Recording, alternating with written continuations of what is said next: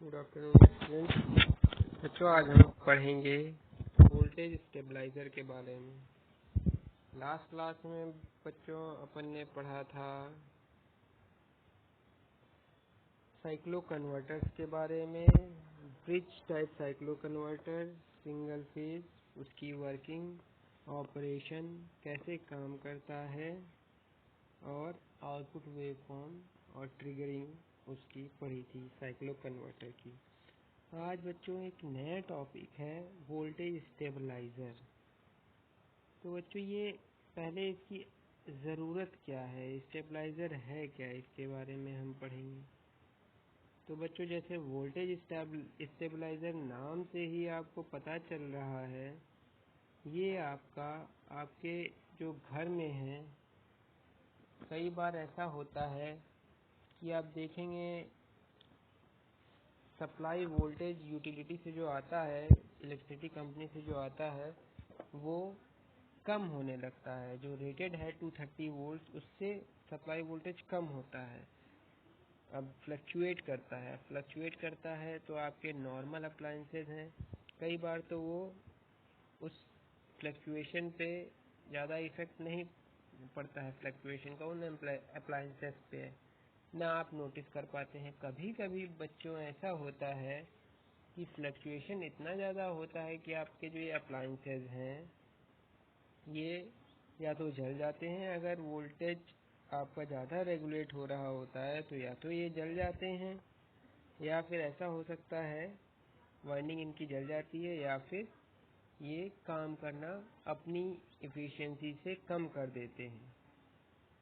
तो बच्चों इसी चीज़ को रोकने के लिए, इस चीज़ को बचाने के लिए, अप्लायंसेस को बचाने के लिए घरों में वोल्टेज स्टेबलाइज़र लगाते हैं। तो शहर में तो मैक्सिमम इलेक्ट्रिसिटी कंपनी एक स्टैंडर्ड फॉलो करती हैं, पर कई रूरल एरियाज़ में आज भी वोल्टेज रेगुलेशन की बहुत ज़्यादा प्रॉब्लम है। तो बच्चों जैसे कि अब वोल्टेज स्टेबलाइज़र है क्या, तो बच्चों वोल्टेज स्टेबलाइज़र की परिभाषा देखते हैं। वोल्टेज स्टेबलाइज़र वो इलेक्ट्रॉनिक डिवाइस है जो कि सप्लाई वोल्टेज के फ्लक्चुएशन को कंपनसेट करती है। उसको एक इनपुट पे वेरिएबल वोल्टेज को कांस्टेंट आउटपुट पे कांस्टेंट वोल्टेज बना के सप्लाई करती है। ये है आपका वोल्टेज स्टेबलाइजर। चलिए परिभाषा देखते हैं। A stabiliser is a thing or device used to maintain something or a quantity steadily or stable.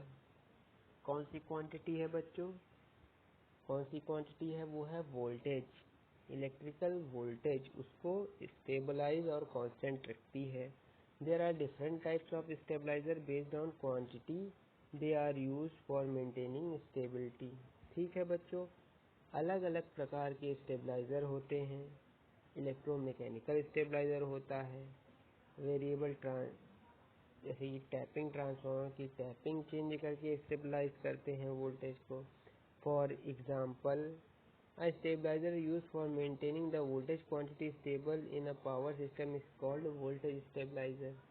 ठीक है बच्चों, अब देखिए ये आपको वोल्टेज रेगुलेटर का ब्लॉक डायग्राम बता रहा है। अनरेगुलेटेड इनपुट क्या है?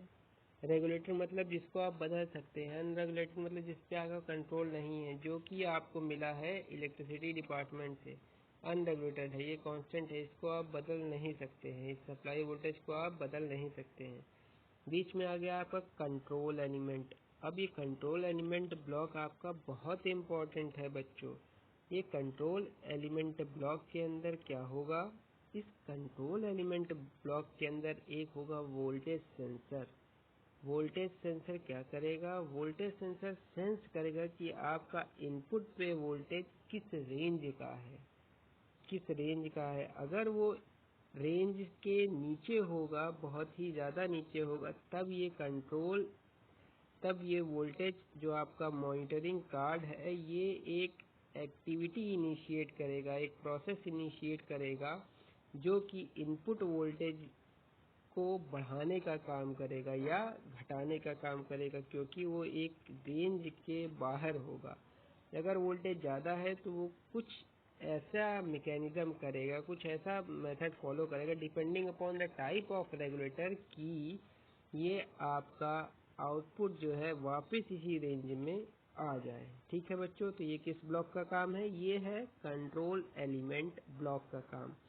तीसरा है, अगर कंट्रोल एलिमेंट ब्लॉक आपका सही तरीके से काम करता है, प्रॉपरली काम करता है, तो आपको मिलता है रेगुलेटेड आउटपुट। रेगुलेटेड मतलब कांस्टेंट, रेगुलेट किया हुआ आउटपुट मिलता है। चलिए, वोल्टेज स्टेबलाइजर पहले आपको बताया गया स्टेबलाइजर बेसिकली होता क्या है। अब पढ़ लेते हैं बच्चों वोल्टेज स्टेबलाइजर के बारे में।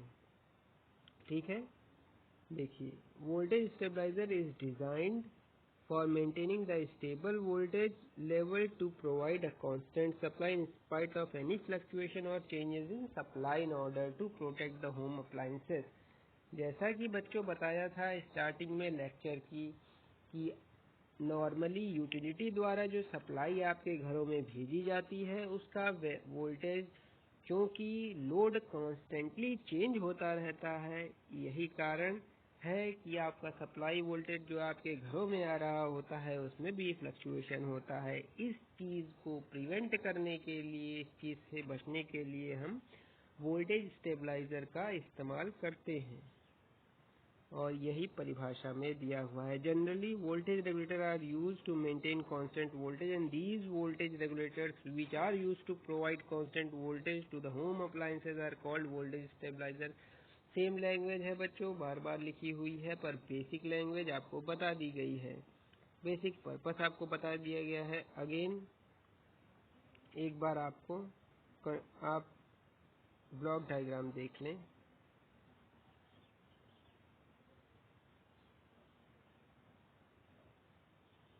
एक बार ब्लॉक डायग्राम देख लेंगे, देखेंगे बच्चों, इसमें पहला ब्लॉक है अनस्टेबलाइज इनपुट वोल्टेज या unregulated voltage.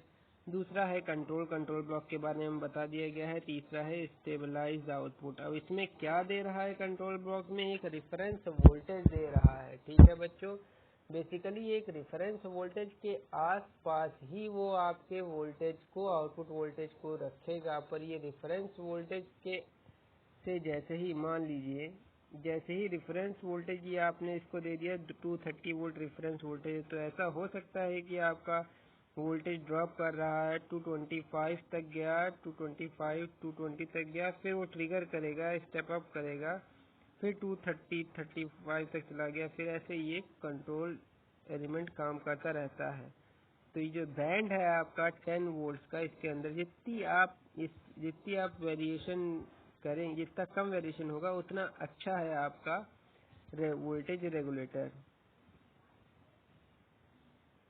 There are different types of voltage regulators such as electronic voltage regulator, electromechanical voltage regulator।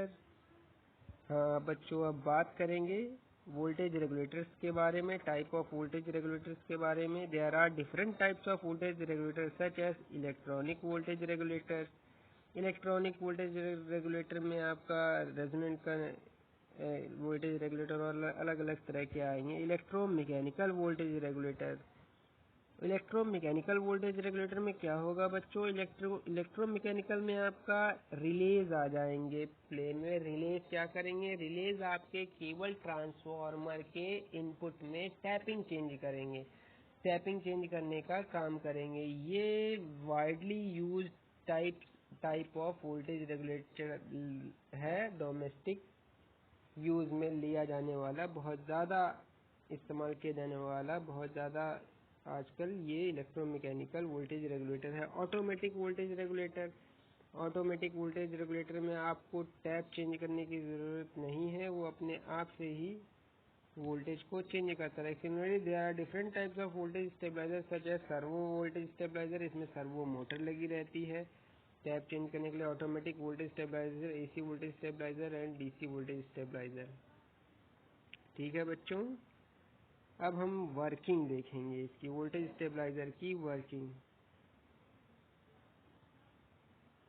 AC voltage regulator की वर्किंग देखेंगे। These AC voltage stabilizer are classified into two types of as coil rotation AC voltage regulator, electromechanical regulators and constant voltage transformer।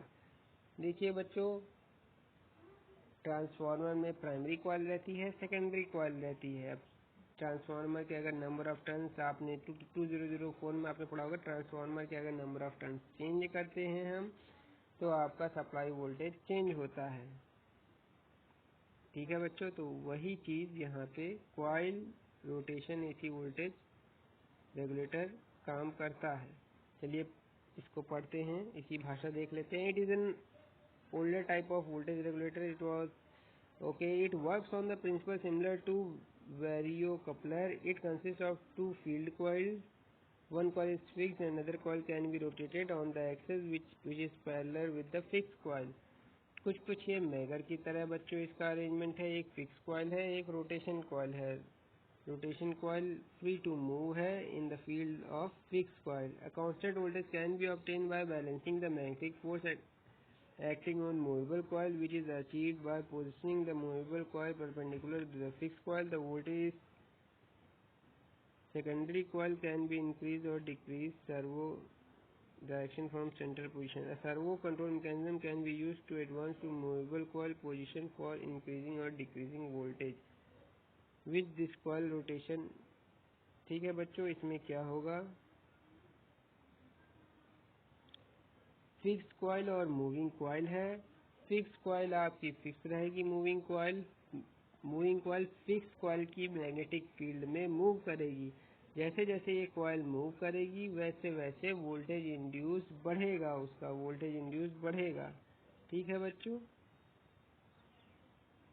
ऐसा ये mechanism है fix coil का। और अब ये दूसरा टाइप का जो है, ये आपका रेयरली ही यूज किया जाता है। ये आपका पहला फिक्स कॉइल। सेकंड है आपका electromechanical regulators. Electromechanical voltage regulator that are use for regulating the voltage on AC power distribution lines, also called voltage stabiliser or tap changers. ठीक है बच्चों, ये मेनली क्या होता है, टैप चेंजर्स या वोल्टेज इस टाइप में क्या होता है, इस टाइप में बच्चों अंदर एक ट्रांसफार्मर लगा होता है, सिंपल ट्रांसफार्मर। आउटपुट में कई नंबर ऑफ टर्न्स में टैपिंग दी जाती है। अब वोल्टेज सेंस करने के लिए एक वोल्टेज रीडर वोल्टेज कार्ड लगा रहता है। वोल्टेज रीड करने के लिए कार्ड आउटपुट देता है रिले को। रिले कनेक्ट रहता है अलग अलग टैपिंग से। जैसे ही अब ये आपका वोल्टेज रीडर कार्ड जिस रिले को एक्टिव कर देगा वो रिले ऑन हो जाएगा, और जैसे ही जो रिले ऑन होगा वो सप्लाई थ्रू करेगा उस टैपिंग के करस्पॉन्डिंग। ठीक है, अगर वोल्टेज बढ़ाना है तो टैप को हाई कर देगा, अगर वोल्टेज कम करना है तो लोअर टैपिंग को ये रिले ऑपरेट करेगा। ठीक है बच्चों, अब इसको एक बार चेक कर लेते हैं लैंग्वेज इसकी। Electromechanical voltage regulators that are used for regulating the voltage on AC power distribution and also called voltage stabilizer or tap changer to select the appropriate tap from multiple taps and auto transformer of an auto transformer। These voltage levels utilize servo mechanism operation। ये servo mechanism operation के बारे में बता रहा है बच्चों। आप servo mechanism operation भी इस्तेमाल कर सकते हैं और आप इस्तेमाल कर सकते हैं रिले मैकेनिज्म। तो यहाँ पे आपका सर्वो मैकेनिज्म इस्तेमाल कर रहा है। मैकेनिज्म क्या है, मैकेनिज्म है कि आपका कंट्रोल कार्ड आपका वोल्टेज रीड करेगा और वो वोल्टेज आपको रीड करके एक servo depending upon the input voltage वो सर्वो मोटर को सप्लाई देगा। सर्वो मोटर को सप्लाई देने के बाद जो काम रिले टैप चेंज करा था, यहाँ पे ऑटो ट्रांसफार्मर की टैप सर्वो मोटर चेंज करेगी।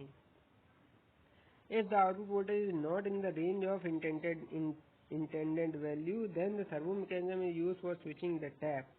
Thus, by changing the turns ratio of the transformer, the secondary voltage can be changed to obtain the acceptable value of output voltage। जैसा कि बच्चों बताया गया, अगर आपका रेंज में नहीं आता है, वोल्टेज मान लीजिए आपका रेंज के बाहर आ रहा है, तो क्या करेगा, ये सर्वो मैकेनिज्म को कमांड देगा और सर्वो मैकेनिज्म टैप चेंज करेगा। टैप चेंज करने के कारण क्योंकि नंबर ऑफ टर्न्स चेंज होंगे, इसलिए आपका आउटपुट वोल्टेज भी चेंज होगा।